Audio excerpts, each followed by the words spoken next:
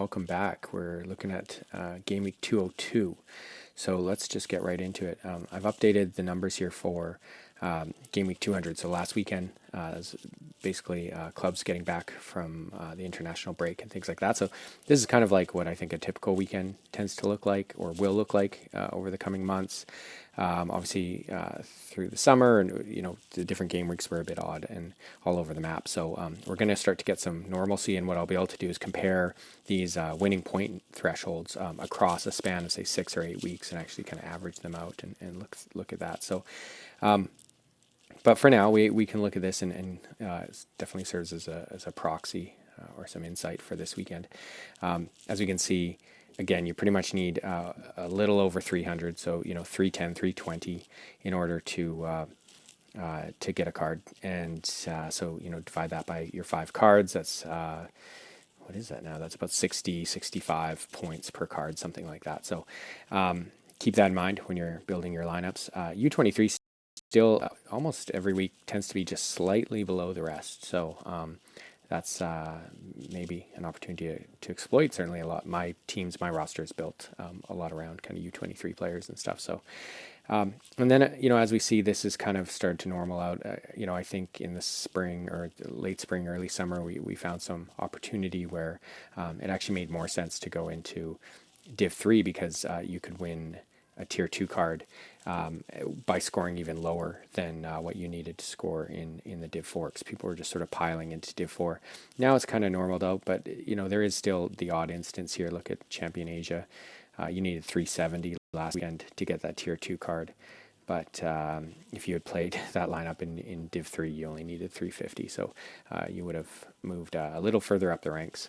So that's going to happen a little bit, but for the most part, you score, and it happened here as well.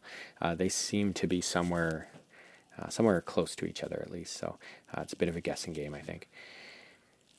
Nothing else too much. We can look down at Div 5 here and see that the payouts are pretty strong, and we're starting to see these numbers start to creep up to the levels of up here, but still pretty attainable. I mean, again, 240 points to win a card here at the U23. That's certainly attainable. It's about 50 points per card or so. So 270s, things like that.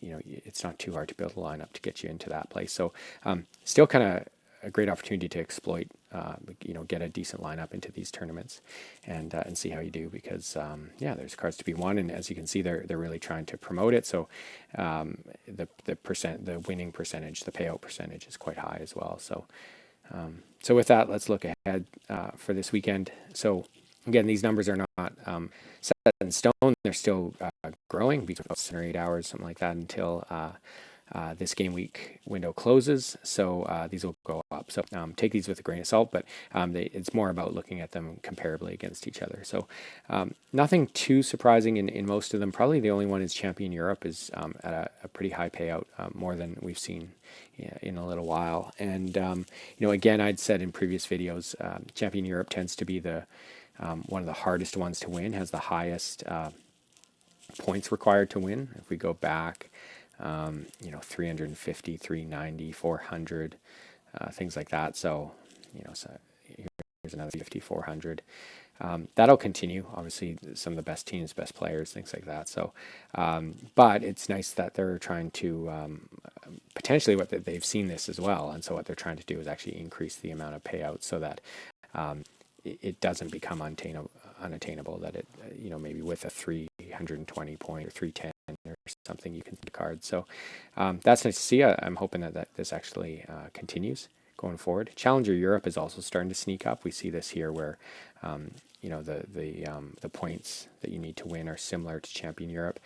There's a lot of clubs right now in Challenger Europe in the Sorare game in terms of who they've signed up. So this will tend to be competitive, and we're seeing this. That I think in the spring last year when I joined, I found that this area was a really nice place to win some cards and things like that. But it's getting a little tougher. So. Champion America is this is pretty similar, same as Asia, from where it's been in previous weeks, 7%, 9%. Here we're at 7 and 10. The special weekly is interesting. This one's based on you need at least 3 La Liga players, and so the payout's actually pretty high, pretty reasonable, and not a ton of people in there. I'm kind of excited about this one for a few reasons. The actual payout. Let's look. So forget about the payouts, the 7.4% here, and sort of a tier 2. But what's also exciting here is beyond that. So at 55, tier 2, and then this odd kind of one spot, you get a tier 1. But 53 to get a super rare. That happened to me just last weekend. I finished something 50th or something, and so I got a tier 3 super rare. Not the greatest card, but it's always nice to get a super rare, and there's a sort of a floor or baseline value of those that you can on sell or just hang on to. So this looks kind of fun playing it, and in fact I'll show you what I went my lineup. See how I go.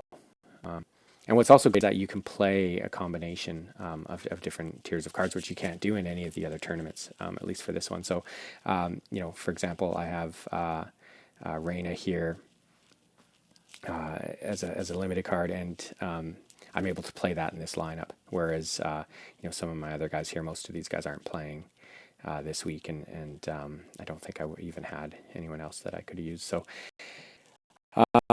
Strong household names, if you will, here.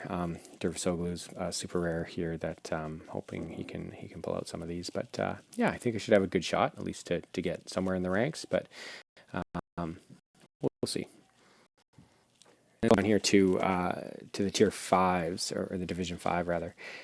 So again, large payouts that we're seeing. They're trying to get people involved and excited and winning.